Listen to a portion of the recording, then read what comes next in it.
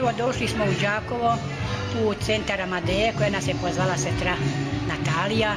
Došli smo na druženje sa starcima iz doma, a iz drugih mjesta, iz drugih sela, iz Selaca i iz Piškorevaca, iz Budrovaca. Mi smo obavezno, a i ima iz drugih još sela, ima iz doma još što su došli, što su je dovezli. Čovjek je iz Forkuševaca, stariji, ali jako druževan, pa gospođa isto, ona je iz Čepina,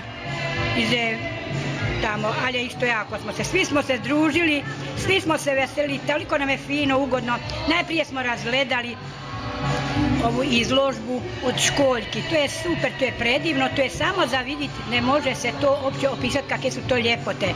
Ima sve križni put, ima uskrsnuće, Isusovo grob koji je ostao prazan, ima gdje Isus padao pod križem, to je sve od školjki, ima gdje se igra, gdje mladež svoje pjesmice pjevala, bilo je evo malo i takmičenje, malo čunjeva, malo usađivanje cvijeća, pa evo neke su grupe dobile i medalju, evo kao ja i Bakanica Kretunić iz Budrovaca i još jedna gospođa, mi smo dobili medalje, a utješne nagrade su isto bile, super nam je, bilo nam je ugodno.